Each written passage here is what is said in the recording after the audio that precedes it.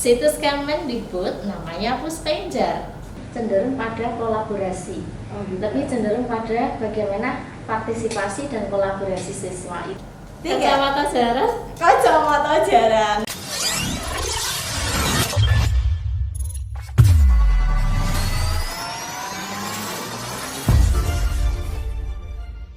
Assalamualaikum warahmatullahi wabarakatuh. Waalaikumsalam warahmatullahi wabarakatuh. Halo sahabat Gaspo dimanapun berada, semoga kalian selalu sehat dan bahagia.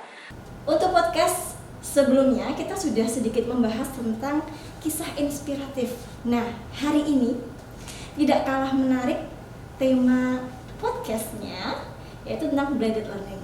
Dengan siapakah? Kita akan sedikit berbincang dengan narasumber yang pastinya kalian sudah kenal dengan narasumber ini. Siapakah dia? Dia adalah Waka Kurikulum SMA Negeri 1 Jetis kita tercinta, Ibu Guru cantik dan sangat berprestasi. Siapakah dia? Ibu Sri Sarjiati MPD. Halo. Selamat sore semuanya. Oh iya, selamat sore Ibu Sri. Selamat sore Mbak Novia. Terima Oke. kasih saya sudah diundang di sini Ya, selamat untuk datang. berbagi cerita atau berbagi ilmu barangkali. Tapi ya sedikit. Oke.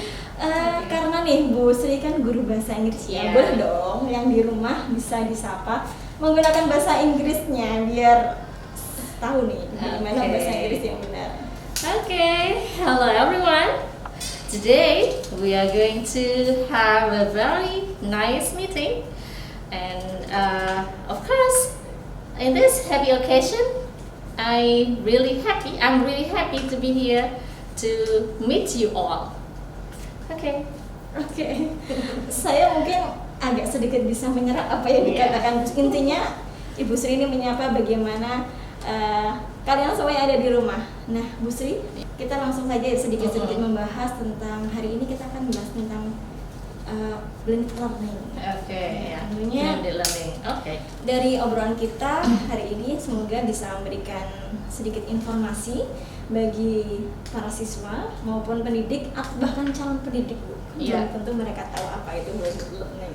Okay. Nah, mungkin untuk yang pertama kali bisa nih sedikit disinggung nih, apa sih sebenarnya blended learning itu sendiri, kemudian kenapa harus ada blended learning terlebih di masa pandemi saat ini.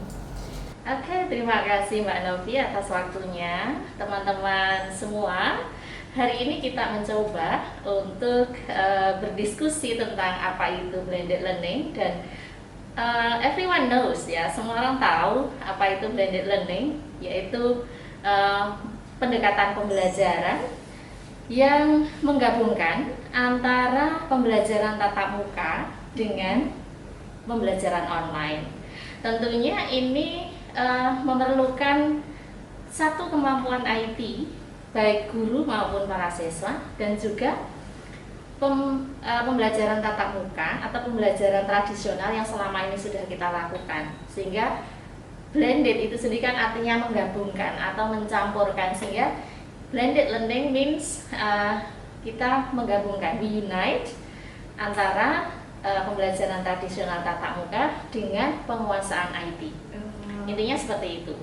Oh gitu, jadi dari blended learning sendiri berarti bisa dilaksanakan siswa di rumah ataupun siswa di sekolah ataupun mix gitu ya? Bisa mix ya. Oh, Jadi itu gitu. semacam sinkronus. Oh, Jadi ada dua sinkronus. metode, asinkronus dan sinkronus. Nah. Kalau asinkronus itu semacam kayak kita misalnya Zoom meeting. Oh, gitu. Ada pertemuan, tetapi di situ kita langsung ada komunikasi langsung, meskipun ruangnya adalah di virtual meeting. Jimit itu juga termasuk dalamnya adalah sinkronus ya, asinkronus ya. Sorry. Kalau yang A itu kan tidak ya. Ya, Kalau ya. sinkronus itu kan langsung ya. Kalau asinkronus itu tidak langsung ya. Iya. Pak, ya? Oke. Jadi kalau misalnya kita menggunakan LMS kita punya LMS itu kita masuknya juga bisa diakses dari rumah Oke. ataupun bisa secara online. Oke. Gitu. Kalau misal kita bicarakan tentang efektivitas nih Bu, Ya. untuk blended learning sendiri itu sebenarnya efektif tidak untuk pembelajaran, apalagi di masa pandemi ini? Oke. Saya kira itu sangat efektif sebenarnya Mbak, karena sekarang dengan PTM, artinya pembelajaran tatap muka terbatas, itu akan dibatasi waktu. Sehingga kita memang perlu tambahan materi yang bisa kita sampaikan melalui online. Sehingga blended di situ dimaksudkan adalah meskipun siswa datang ke sekolah, tetapi kita bisa mengaplikasikan aplikasi yang ada. Contoh misalnya, kita Bapak Ibu guru itu sudah mengikuti berbagai webinar ataupun diklat, misalnya tentang Google Workplace. Nah, di situ bisa diaplikasikan. Misalnya ada Google Slide, di situ ada kolaboratif. Itu bisa di dalam kelas Bapak Ibu guru menggunakan laptop, kemudian anak-anak juga mengikuti dari situ. Nah, itu juga bisa. Atau contoh yang lain barangkali saya di bahasa Inggris itu ada website yang disebut dengan www atau alamatnya adalah www.manythings.org. Itu di situ bisa diakses Mbak. Anak-anak masuk kelas, kemudian di situ anak-anak coba sekarang dibuka websitenya, semua online. Kemudian di situ ada berbagai fitur pilihan, misalnya ada reading with audio. Silakan kita tinggal pilih mau tema kita atau materi pembelajaran kita mau kemana. Tentunya Bapak Ibu guru harus mendesain dahulu. Dia harus membaca dulu, tetap mendesain skenario pembelajarannya dulu. Berarti memang guru dituntut untuk lebih aktif dan kreatif. Iya, betul. Bagaimana kita akan bisa menguasai materi kalau kita sendiri, bagaimana kita bisa membawakan pembelajaran kalau kita belum menyiapkan diri itu. So skenario is the main for the teachers. Ini kan masalah tentang bagaimana ya Bu. Selama beberapa kali menggunakan model blended ini, sebenarnya ada nggak sih Bu kendala-kendala yang mungkin dihadapi dari pihak sekolah ataupun guru bahkan siswa? Apakah ada kendala-kendala yang ditemui saat kita menerapkan blended learning ini? Tentunya ada ya, banyak hal. Faktor yang pertama mungkin dari sisi sarana dan prasarana. Tapi sekolah kita ini sebenarnya terus-menerus berusaha memfasilitasi siswa kita itu untuk meningkatkan bandwidth sekolah. Jadi di setiap 2 kelas itu ada 1 akses point, sehingga harapannya anak-anak ketika online itu bisa mengikuti. Tapi ketika itu di rumah, ya di rumah itu ada kendala siswa yang kesulitan sinyal karena memang area wilayahnya itu yang di pegunungan ada.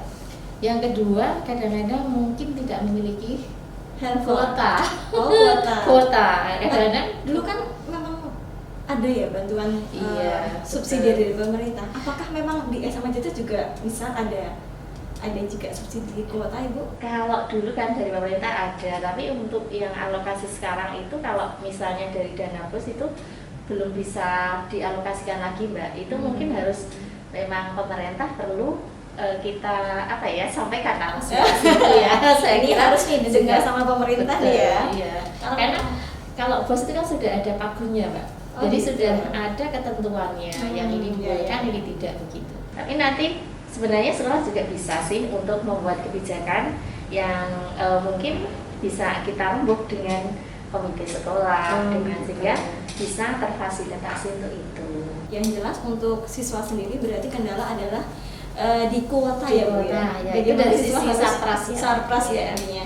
Kalau sekolah sendiri sudah berupaya untuk bagaimana mengatasi masalah seperti kuota internet dan penambahan akses point.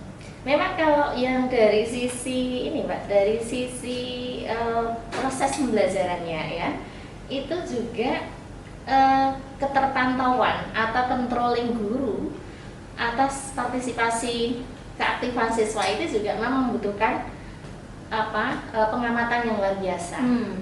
Tentunya di sini kadang-kadang kita juga sebagai guru itu terkendala si A aktif, si B tidak. Kenapa ini tidak? Nah, itu gimana Bu ini?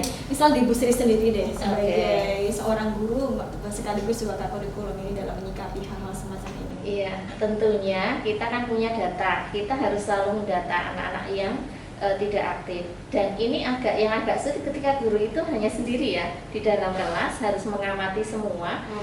Memang itu bisa kalau kita itu online dilihat dari keaktifan dalam partisipannya itu. Tetapi kadang-kadang kan guru fokus pada yang lain sehingga keterpantauannya ini ada yang kurang gitu. Nah, nanti kita cross check ke teman-teman anak-anak yang lain. Ini yang tidak ada siapa, yang tidak aktif siapa. Kadang-kadang mereka malah lebih paham. Gitu. Jadi setiap guru itu saling mengkonfirmasi siapa guru yang masuk di kelas itu ya Bu. Atau mungkin ada peran BK misal Bu dalam hal ini. Nah, itu tindak lanjut Mbak. Nah, nanti setelah kita guru itu punya catatan. Ini sekian kali tidak mengikuti, kita konfirmasi dulu dengan guru sendiri yang harus mengkonfirmasi dulu. Nanti kalau sudah sekian kumpulan kok tidak ada respon, tidak ada ini, ya kita tanya orang tua. Nanti BK itu at the end, ketika sudah tidak bisa kita konfirmasi, kita laporan BK, Mbak, Bu, ini anak ini sekian kali nggak mengikuti, cross check apakah ini kehadirannya di presensi hadir atau tidak, misalnya gitu. Harus kita cross check. Berarti memang model blended learning ini di masa pandemi memang benar-benar menguras tenaga guru. Memang guru harus dituntut selain kreatif harus juga selalu aktif melihat, memantau perkembangan anak ya Bu, entah itu dia disiplin atau tidak gitu ya Bu ya. Oke. Terutama partisipasi itu Mbak. Oke, ya. Tapi mungkin nggak sih Bu, untuk blended learning ini nanti kedepannya setelah pandemi akan tetap bisa diterapkan gitu Bu? Saya yakin ini tetap efektif Mbak. Karena di saat kita itu memerlukan tambahan materi, kita memerlukan tambahan jam, itu kita langsung bisa menghubungi komunikasi dengan anak, langsung anak-anak saya ini ya, ada beberapa hal yang ingin saya sampaikan, katanya materi kita belum selesai atau masih ada yang perlu ditingkatkan misalnya. Nah, ini saya share di sini, tolong sekarang dibuka untuk diselesaikan, atau tugas-tugas yang mungkin perlu dikembangkan lagi, diperjelas lagi, saya share lagi. Nah, itu bisa dilakukan di luar kelas, sehingga itu tetap bisa efektif ya. Artinya menghemat waktu, dan itu tidak berarti bahwa kemudian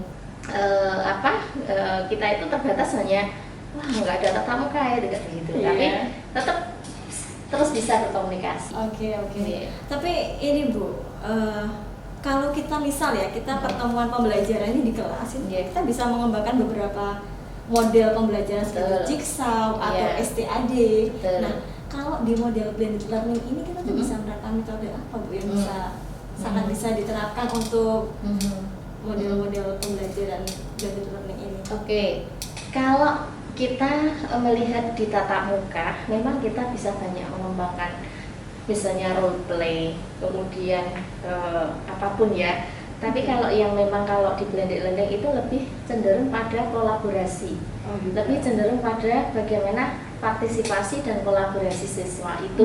Tapi kalau untuk kita menerapkan dengan sintak yang kaku, itu it's really hard. Tapi kalau misalnya inquiry learning itu kemungkinan bisa Mbak, atau mungkin project itu bisa. Project based learning itu bisa dengan kalau misalnya gini, di dalam kita mengajar writing misalnya, di sana dalam bahasa ini ada writing atau menulis. Itu sebenarnya kita bisa menggunakan Padlet. Itu langsung anak di situ menulis ya. Jadi anak disuruh mendownload tentang Padlet itu aplikasi, kemudian di situ kita share instruction, kemudian nanti anak-anak disuruh menuliskan. Mereka sudah nanti akan itu juga interaktif. Jadi tetap bisa interaktif ya. Cuma berarti lebih menekankan bagaimana penggunaan IT itu bisa mendukung kolaborasi antara guru dan siswa gitu ya. Oke. Hanya memang kan Mbak, metode kita kemudian nanti kita ubah, tidak lagi mungkin ini bisa disebut dengan project, bisa disebut dengan inquiry atau discovery. Mereka menemukan sendiri. Nah, nanti yang terpenting adalah feedback dan refleksi di situ. Itu yang paling penting. Tapi memang itu harus guru memancing terus ya. Iya. Oke Bu, di blended learning ini sebenarnya selain guru itu memberikan materi kemudian mengajar, nah peran yang paling penting di dalam blended learning ini yang difokuskan sekali, apalagi di blended learning pas masa pandemi ini tuh apa gitu peran guru itu? Yang jelas guru adalah sebagai designer, the scenario of the material. Jadi dia harus menjadi skenario model, atau dia menjadi satu fasilitator dulu, fasilitator yang memfasilitasi menjadi instruktur otomatis ya. Instruktur itu ya dia harus memberikan perintah yang jelas. Ketika perintah tidak jelas, maka anak pun bingung, suruh ngapain gitu. Ngapain akhirnya nggak ngerjain soal, nggak ngerjain tugas gitu ya, apalagi nggak bangun itu. Betul. Kemudian dia juga harus motivator. Kemudian apa sih esensi dari pembelajaran kita? Kegunaannya apa sih?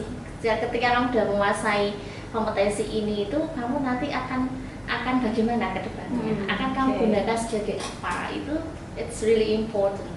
Karena kalau bahasa Inggris itu sometimes students itu merasa belum butuh, kemudian merasa belum penting. Padahal sekarang apa-apa dengan bahasa kita bisa mempelajari apapun ya Bu ya. Sehingga ketika Inggris, gitu betul.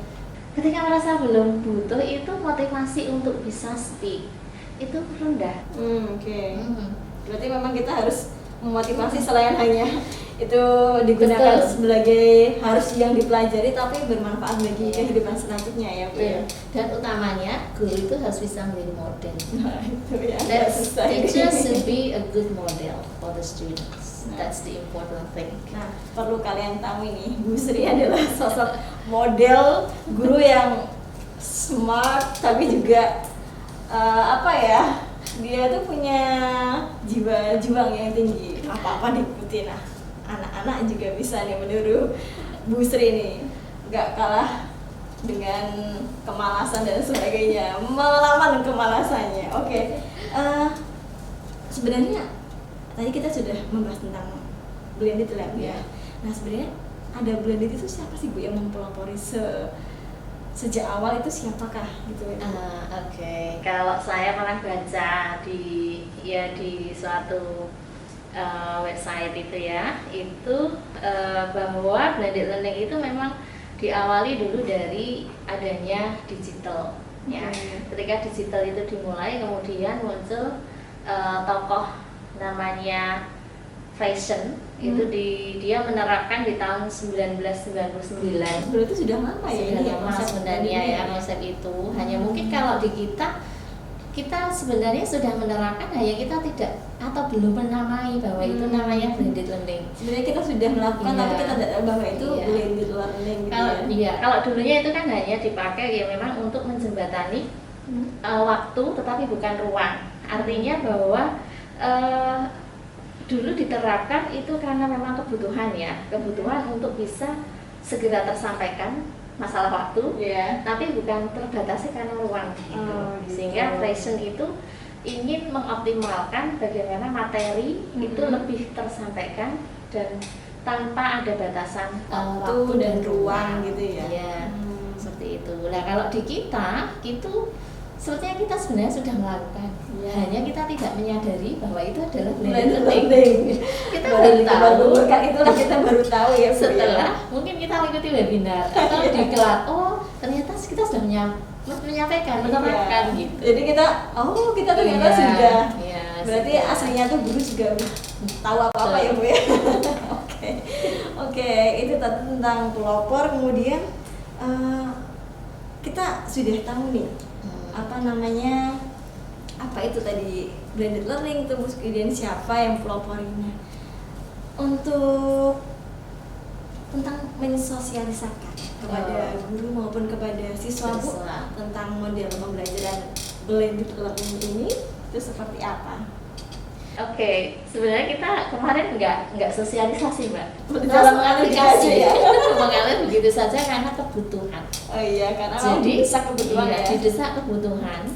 Bagaimana saya bisa menyampaikan materi saya itu dengan waktu yang cukup, tapi saya tidak terbatasi ruang, karena waktu itu PJJ itu kan kita betul-betul stuck ya, artinya gimana nih nggak selesai materi saya nggak bisa, anak-anak nggak paham dengan konsep dengan PJJ ya. Kemudian dengan kita ada LMS ya, setelah kita ada J-Smart, Smart LMS kita itu sehingga membantu untuk bisa anak-anak tetap dari rumah tapi kita juga bisa online. Dan juga sebenarnya dengan pengaktifan akun Belajar ID itu banyak sekali sumber belajar yang bisa kita akses ya. Rumah belajar ID, Rumah belajar ID dan kita sebagai guru pun bisa menggunakan memanfaatkan fitur-fitur menu-menu Google Doc, ada Google Slide, ada Google Map, ada Google macam-macam itu ya. Itu kita bisa menggunakan itu, mengoptimalkan itu. Dan itu sudah kita sebenarnya melaksanakan blended gitu. Tapi keren banget Bu. Iya. Guru-guru itu kayaknya walaupun sudah sepuh, keadaannya harus dipaksa harus tahu teknologi, tetap tidak menyerah, harus selalu karena panggilan untuk ngayomi anak-anak gitu ya, melayani anak-anak ya. Jadi sampai saat ini pun saya di ruang guru tadi juga lihat ini guru-guru tetap mengembangkan kompetensi dengan mandiri, mengikuti webinar, semua itu tetap untuk anak untuk siswa kita tercinta. Karena juga itu kebutuhan Mbak itu. Gitu ya. Sekarang sudah tidak lagi kita itu sekedar melaksanakan wajiban, tapi memang kebutuhan untuk bagaimana kita melayani anak paham dengan yang kita ajarkan tanpa anak itu mengalami hambatan-hambatan yang berarti lah. Jadi jangan sampai kita kemudian ada alasan anakku nggak paham konsepnya karena karena kurang pertemuan atau kurang penjelasan.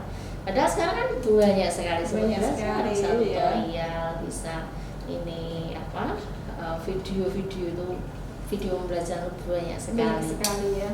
Jadi manapun ada ya Bu. Kan soalnya kita kan juga selalu update tentang seperti itu ya Bu ya. Tinggal anaknya Mbak ya. Anaknya mau apa tidak. Nah itu masalahnya. Nah ini Bu, motivasi. Responnya anak nih ketika kita sudah menerapkan pertama kali blended itu bagaimana? Apakah anak banyak yang mengeluh ataupun bagaimana?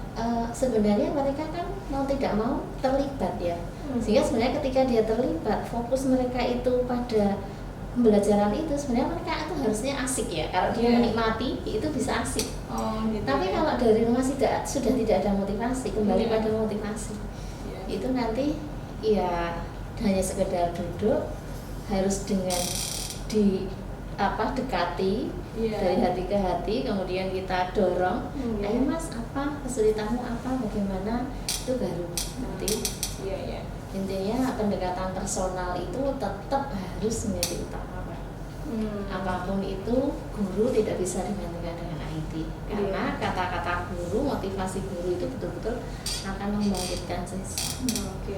Berarti tidak selamanya memang teknologi itu bisa memenuhi semua kebutuhan, apalagi di dunia pendidikan. Tetap harus peran utama adalah guru yang menguasai teknologi begitu ya. Nah, tentang controlling ini Bu, tadi kan kita sudah menyinggung sedikit pertanyaan.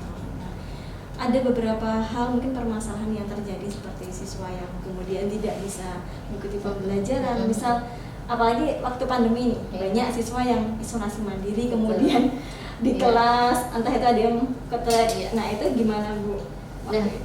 Kalau anak-anak yang memang saat itu sakit tidak bisa mengikuti pembelajaran, sebenarnya kan kita sudah share ya di media kita, di LMS kita, atau kita bisa share di WA group atau mungkin dengan aplikasi yang lain. Dia bisa melakukan pengulangan sehingga dia bisa membuka kapanpun, asal tidak kita tenggat ya. Itu dia bisa membuka kapanpun sehingga ketika dia ketinggalan tinggal konfirmasi dengan gurunya saja.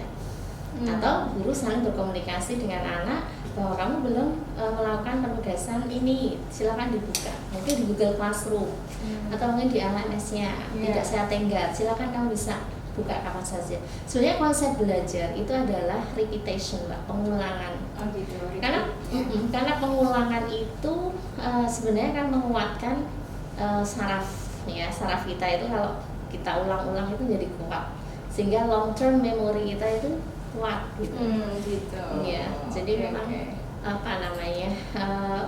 proses pembelajaran apapun itu mapelnya itu pengulangan, praktis itu adalah Berarti ketika siswa saat itu tidak mengikuti pembelajaran, tetap guru tetap bisa tetap harus melayani. entah itu mengabari Betul. atau Betul. apa ya, mengkonfirmasi kenapa tidak Konfirmasi. hadir Betul, gitu ya Bu betul, ya. betul. Oke, terus lanjuti gimana gitu ya Bu ya. Ya, komunikasi. yang Komunikasi ya. Yang penting sekarang adalah komunikasi, apalagi di masa pandemi kayak gini Betul, di rumah anak-anak nggak tahu nih Betul. bangun atau tidak ini Iya. ya Bu ya. Oke. Nah, ini tadi kan masalah mengendalikan jelas. ya. Ada nggak Bu kira-kira ketika Bu Sri mengajar sendiri misal siswa yang kadang tidak fokus dan kurang tertarik dalam mengikuti pembelajaran. Nah, ini bagaimana nih Bu Sri dalam mengembalikan fokus anak-anak untuk kembali ikut dalam pembelajaran? Iya, banyak Mbak pengalaman-pengalaman di mana anak-anak tidak fokus dalam pembelajaran itu. Ada nggak Bu ya? Banyak. Nggak bangun terus nggak ikuti pelajaran, ada nggak Bu ya? Ada Mbak. Ada juga. Bahkan sampai saya harus merecall atau menelpon, mungkin menelpon orang tuanya, bahkan itu iya waktu PJJ dulu. Tapi ketika di pertemuan ini pun ya juga ada. Jadi saya menganalisis Mbak di awal itu, misal di pembelajaran saya itu kebetulan saya sedang membuat juga podcast Mbak, interview in English ya. Ini antar siapa Bu? Bu Sri dengan siswa atau enggak, siswa antar siswa? siswa. Siswa antar siswa. Siswa antar siswa. Nah, itu kan sebenarnya hanya interview tentang, kebetulan materinya adalah historical recount. Nah, di situ itu ada anak yang memang tidak punya motivasi. Jadi dari pronunciation, dari bagaimana bertanya, bagaimana mimiknya, gesturnya itu sudah enggak ada motivasi gitu, enggak kena gitu loh. Iya. Nah, ini kan kemudian saya analisa ini kenapa. Nah, bagaimana treatment saya gitu loh. Berarti mesti juga di rumah apa saya bersalah gitu, apa saya cara itu sempat berpikir gitu Iya, Mbak? pasti itu selalu ada di pikiran saya. Berarti saya harus mengubah untuk anak ini, khusus anak ini saya harus bagaimanakan gitu. Nah, tapi saya motivasi dulu Mbak, tuh bahwa pentingnya bahasa Inggris itu dulu, pentingnya. Jadi bukan nanti keperluan kamu ke sana itu apa. Cara belajar pronunciation caranya bagaimana itu saya ajarin dari misalnya pengucapan kata. Kemudian kamu nggak yakin dengan satu kata, kamu lihat di mungkin bisa di Google Translate kemudian atau di Oxford yang voice-nya itu suaranya bagaimana, tirukan. So actually repetition is the most important thing for the beginners. Jadi untuk para pemula itu ya latihan mengucap pengulangan itu. Nanti kalau sudah gitu bahkan saya dari basic Mbak, kadang dari basic bagaimana ya anak bisa keterucut sendiri gitu ya, bisa meluncur sendiri kalimatnya itu hanya dari yang paling dasar itu pelajaran SD. A B C D E sampai Z itu only one breath gitu ya, satu nafas. Kemudian A B C D E F G H I J K L M N O P Q R S T U V W X Y and Z. Nah, saya kira kalau bisa satu nafas bisa jadi rapper kali ya. Bisa gitu. Terus abis itu buka itu sederhana itu pelajaran SD bahkan. Tapi gimana nyatanya saya nggak bisa ngucap ya. Gitu ya. Nah, gitu sehingga itu perlu drilling. Nah, itu modelnya drilling. Nah, itu tergantung gurunya juga Bu. Itu ya. untuk anak-anak tertentu. Not all students. Jadi gitu, Ibu ini menganalisis apa yang harus saya lakukan dengan siswa yang ini gitu ya Bu, berarti harus berbeda-beda antar siswa ya. Saya sendirikan Mbak kemarin itu. Keren sih Bu. Guru itu keren. Saya sendirikan, kemudian saya treatment sendiri gini. Kemudian coba sekarang latihan dari yang mana sekarang ini. Buka kontak HP temennya, di spell, terus numbers dan seterusnya kayak gitu. Hal yang sederhana.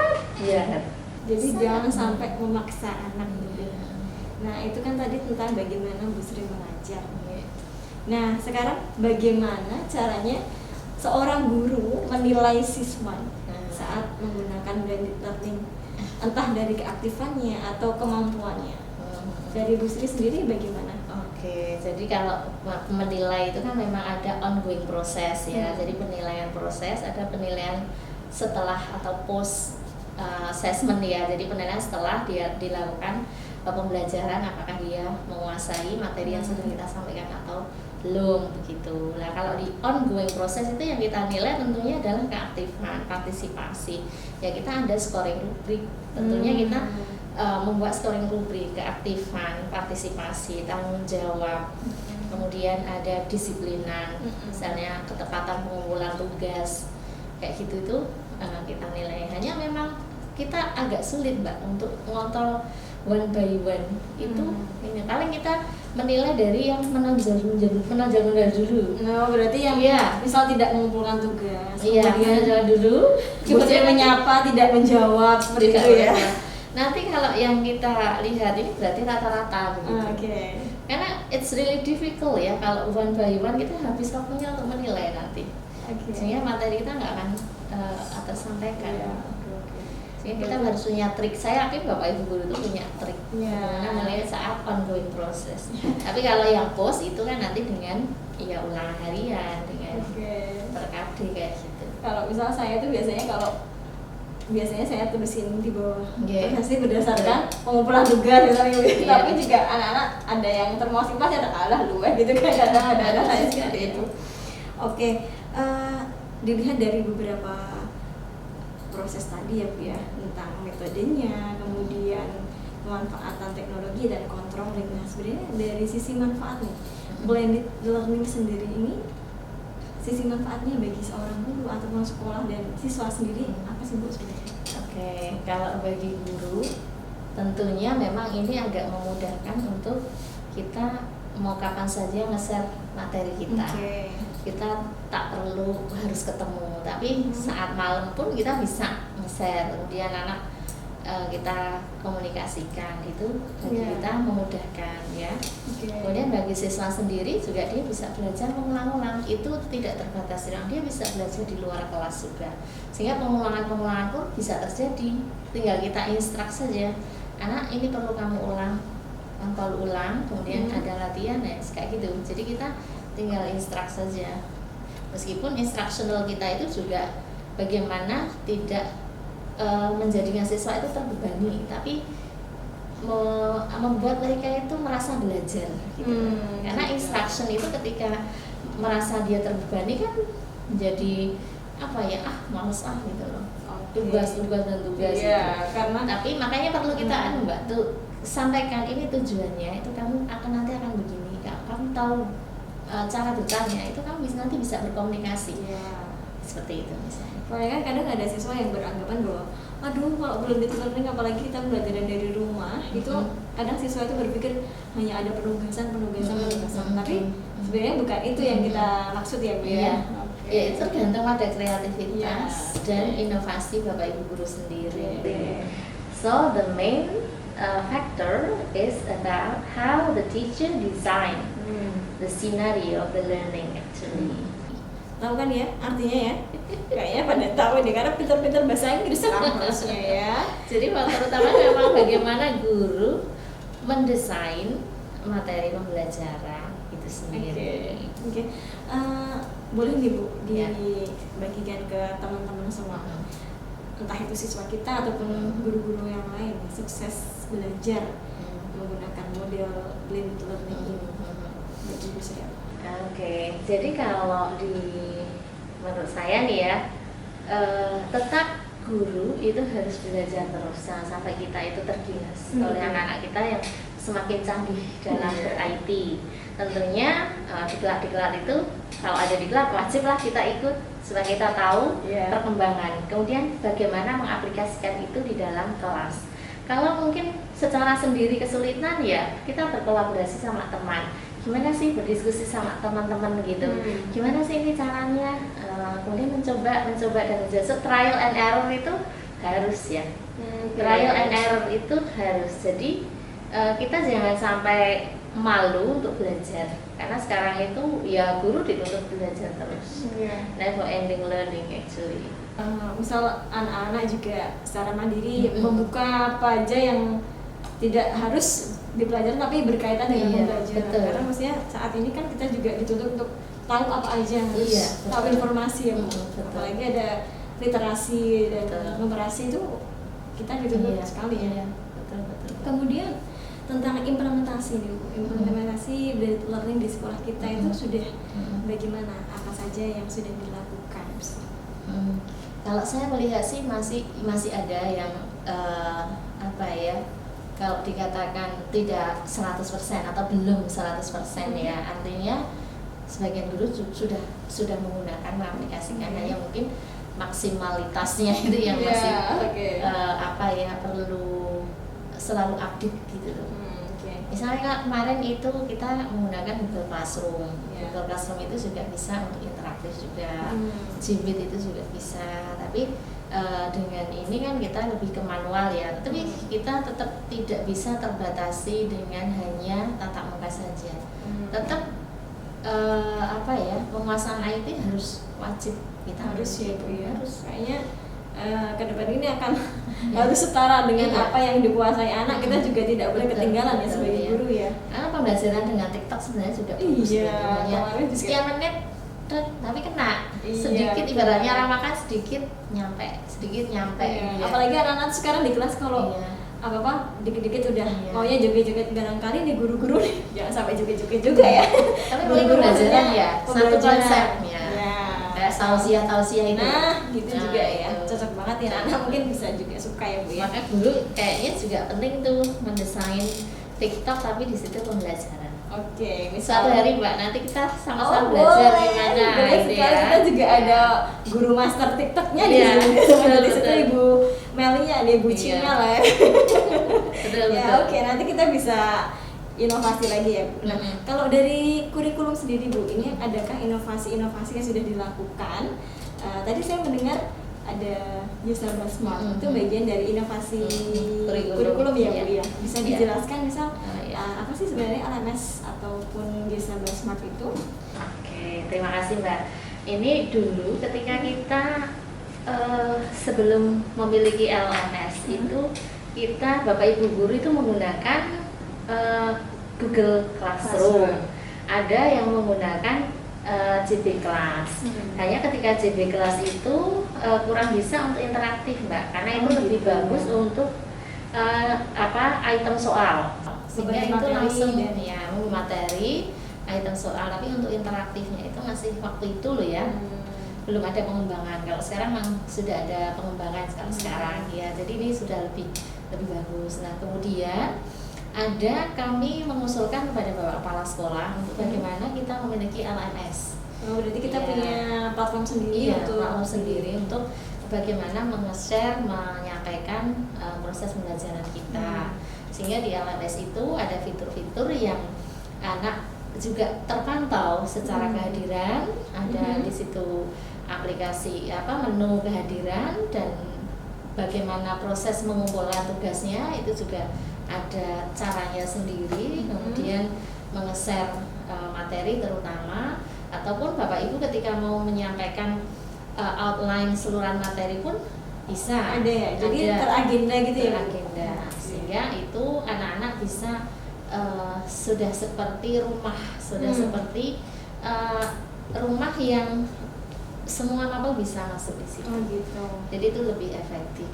Karena kan kalau di LMS kayaknya kita itu anak-anak bisa mengikuti pembelajaran ini, kemudian pelajaran ini harus menyelesaikan yang A dulu baru bisa lanjut gitu ya. Jadi kedisiplinan lebih bisa dipantau ya. Mungkin selama kita sudah melakukan pembelajaran model blended ini, ada nggak kira-kira pesan ataupun sedikit saran dari Ibu bagi guru maupun siswa dalam melaksanakan pembelajaran blended learning ini? Oke, saya kira saran kami adalah bahwa belajar itu harus terus tanpa henti, so never ending learning. Karena kita ketika henti belajar, sementara perkembangan IT semakin pesat, maka kita akan tergilas dan kita tidak tahu apa-apa. Kita kalau tidak tahu apa-apa, otomatis apapun menjadi kayak kakak dalam tempurung begitu. Aduh kok ternyata sudah sampai segini gitu. Jadi kita sebagai guru harus tetap terus belajar, tetap terus mengikuti berbagai informasi, dan kita harus melek literasi, Mbak. Ketika kita ada info, langsung kita sikapi. Apa? Kita literasi betul. Oh, ini ada webinar, ini ada ikuti dan ikuti. Pasti di situ ada ilmu yang bisa kita serap, ada informasi terbaru, update terbaru yang bisa kita serap. Nah, untuk siswa sendiri dengan perkembangan IT yang pesat itu harapannya bahwa siswa jangan hanya IT atau kemampuan bersosial media itu hanya untuk sesuatu yang unfaedah ya, buang-buang waktu, jangan untuk scrolling Instagram yang nggak faedah, sehingga emang gunakan itu untuk sumber belajar. Karena kayaknya nampaknya ada di Facebook, sosial media, Instagram, TikTok tuh ada beberapa sumber kalau kita memang benar-benar bisa mencari. Betul. Dan banyak sekali Mbak alamat-alamat sumber belajar itu yang bisa diakses. Dan dulu juga di awal-awal sudah pernah saya sampaikan juga, Anda bisa mengakses di alamat ini gitu. Misalnya di kelas saya juga itu tadi selain di www.manythings.org itu bisa ada belajar grammar, listening, reading dan seterusnya, juga di rumah belajar, mungkin di hot potatoes bisa. Hot potatoes panas ketangkang ya. Kalau kita hanya menyebutnya kan. Ya, many resources sebenarnya. Terakhir nih Bu, pembicaraan kita terakhir ini adalah bagaimana seberapa pengaruh masa pandemi ini pada kegiatan pembelajaran di sekolah. Apa saja yang telah berubah setelah adanya pandemi saat ini? Yang jelas adalah pola proses pembelajaran. Kemudian mindset itu juga harus kita ubah, Mbak. Bahwa mindset kita bahwa belajar itu di mana-mana. Belajar itu bisa kapan saja. So it is not restricted atau terbatasi di dalam kelas, tapi di luar kelas pun bisa, dimanapun bisa. Kemudian dengan sumber belajar yang banyak sekali itu kita manfaatkan secara maksimal. Jangan sampai hanya sepotong-sepotong ataupun kita kadang-kadang kan begitu banyaknya malah ogah gitu loh, karena skip gitu. Nah, itu justru ya bagaimana kita akan bisa maju. Kalau hal penting yang kita lewatkan gitu ya. Berarti selama pandemi ini memang yang berubah adalah bagaimana pola pengajaran, kemudian controlling kepada siswa dan perubahan karakter, Mbak, yang karakter yang paling utama. Kalau di masa PJJ kemarin yang namanya ketertiban, kedisiplinan, kejujuran itu sulit sekali kita kontrol, Mbak. Ya bagaimana? Karena anak-anak berada di rumah, guru hanya bisa memantau. Peran orang tua di situ menjadi utama. Tapi orang tua sendiri mengeluh karena justru ngajarin anaknya, mendidik anaknya susah. Akhirnya yang terjadi ketika masuk betul, namanya peran guru di situ sebagai motivator menjadi semakin terlihat semakin dibutuhkan bahwa guru itu tetap tidak bisa digantikan dengan IT, meskipun IT itu menjadi alat membantu kita dalam belajar, dan kita juga tidak bisa meninggalkan IT itu sendiri, tapi peran guru sebagai motivator itu menjadi sangat-sangat utama di dalam proses pembelajaran. Keren banget ya pembahasan kita saat ini. Teman-teman semuanya, gimana sudah sedikit banyak tahu tentang blended learning? Nah, perlu kalian tahu bahwa blended learning adalah model pembelajaran campuran antara daring dan luring dengan dimana memanfaatkan teknologi yang digunakan oleh siswa maupun guru. Nah, dalam blended learning ini memang tentunya sebagai guru maupun pengajar kita dituntut untuk kreatif, inovatif, dan terus selalu mempunyai panggilan hati untuk memantau anak-anak kita agar terus ikut dalam pembelajaran.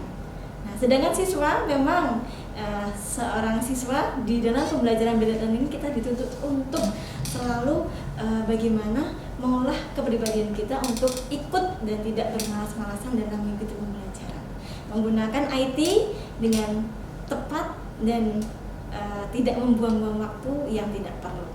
Nah, Bu Sri, tadi kita sudah sedikit membahas tentang hal-hal yang agak mungkin sedikit berat ya. Nah, sekarang kita akan memberikan sedikit intermezzo untuk Bu Sri. Jadi di sini nanti kita berikan sedikit kuis ya.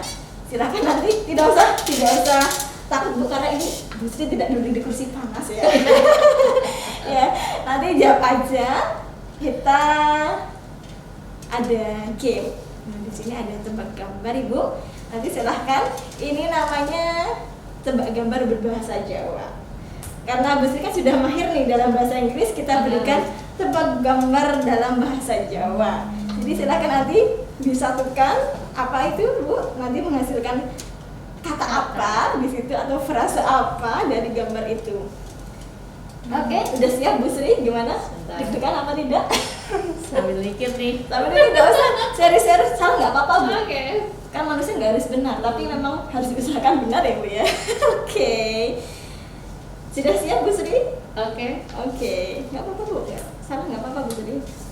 Oke, yang pertama, ini Bu, lihat. Apa Bu Sri? Saya hitung sampai 3 ya Bu Sri ya. 1, 2, 3. Kacamata jarak. Kacamata jaran, betul banget. Tepuk dong buat Bu Sri. Bahasa Inggris nih, tapi bisa bahasa Jawa. Kalau nggak bisa bahasa Jawa, ini saya Bu guru bahasa Jawa, nanti saya sentil Bu. Oke, gambar kedua. Ayo bede-bede. 1, Buku lawa. 2, belum benar. Buka 3. Apa Bu Sri? buku dawa. Apa, friend? Yang benar? Gugune dawa. Gak apa-apa, guru juga harus Aku mau ngakuin salah. Oke, gambar terakhir ya Bu Sri ya. Oke, apa ini Bu Sri? Ada gambar gigi putih, ini giginya siapa ini? 1, Karang. 2, Karang gigi. 3.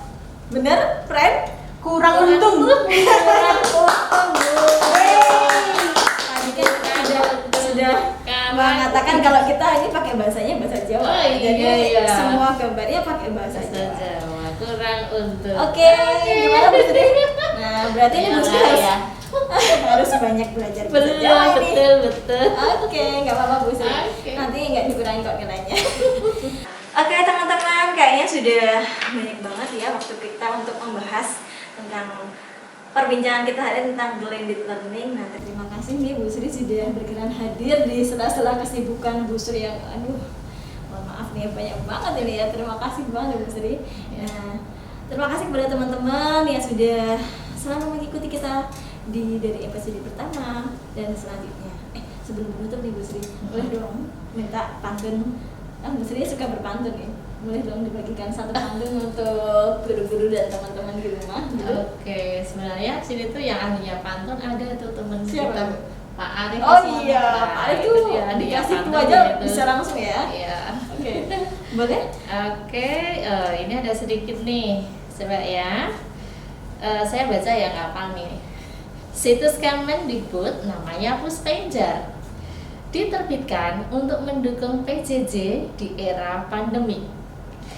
Tanpa adanya guru mengajar, mungkin pikiranku akan punah di muka bumi. Oke teman-teman, saya terima kasih sudah mengikuti Gaspot Today. Waduh, pakai bahasa Inggris nih ya. Next, boleh nih kalian request apa aja yang akan kita bahas di Gaspot selanjutnya. Bisa komen siapa aja dan apa yang akan dibahas dan siapa yang akan diundang. Bisa dong komen di bawah ini, bisa juga lewat DM. Oke, don't forget to like, comment, and subscribe. Bener Bu? Iya. Oke, that's right. assalamualaikum. Oke, waalaikumsalam. Tangannya